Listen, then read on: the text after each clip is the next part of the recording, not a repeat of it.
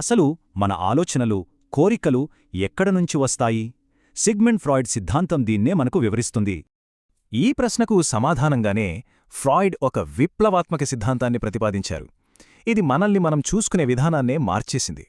సరే, దీన్ని అర్థం చేసుకోవడానికి మనం దీన్ని 4 ముఖ్యమైన భాగాలుగా విడగొట్టి చూద్దాం.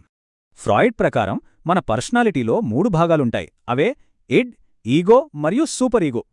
మనలో ఎప్పుడూ ఒక అంతర్గత సంఘర్షణ నడుస్తూ ఉంటుంది. ఈ మూడింటి మధ్య జరిగే పోరాటమే అది. ఇడ్ అంటే మనలోనే ఒక ఆదిమ శక్తి.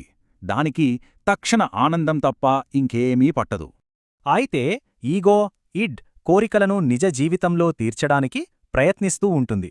ఒక మధ్యవర్తిలా అన్నమాట. ఇక సూపర్ ఈగో మన అంతరాత్మలా పనిచేస్తుంది. ఇది నైతికతను పాటిస్తూ ఇడ్ కోరికలను అదుపులో ఉంచుతుంది. మరి ఈ సిస్టమ్ను నడిపించే శక్తులేంటి? ఫ్రాయిడ్ రెండింటి గురించి చెప్పారు. ఒకటి జీవితం వైపు లాగితే, మరొకటి మరణం వైపు. ఈ రెండింటి మధ్య పోరాటమే మన ప్రవర్తన. మన వ్యక్తిత్వం పుట్టుకతో రాదు. ఫ్రాయిడ్ ప్రకారం బాల్యంలో కొన్ని దశల ద్వారా ఎదుగుతుంది. ఈ 5 దశల్లో ఒక్కో దానిలో మన ఆనంద కేంద్రం శరీరంలోని వేర్వేరు భాగాలపై ఉంటుంది. మొదటిది మౌఖిక దశ. ఇక్కడ శిశువుకు నోరే ప్రపంచం. రుచి చూడటం, పీల్చటం అన్నీ దీని ద్వారానే.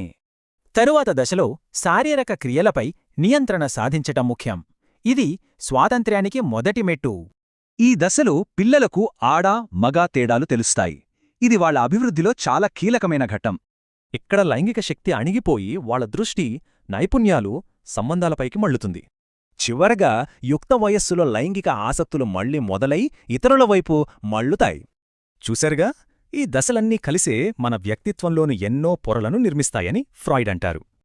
మొత్తానికి ఫ్రాయిడ్ ఆలోచనలు సైకాలజీని పూర్తిగా మార్చేశాయని చెప్పొచ్చు. ఆయన చెప్పిన ముఖ్యమైన విషయమేంటంటే, అణిచివేసిన భావోద్వేగాలు ఎక్కడికీ పోవని, అవి తర్వాతైనా బయటపడతాయని. ఇన్ని విమర్శలు ఉన్నప్పటికీ 100 ఏళ్ల నాటి ఈ సిద్ధాంతాలు ఈ రోజుకి ఎందుకు చర్చనీయాంశంగా ఉన్నాయి?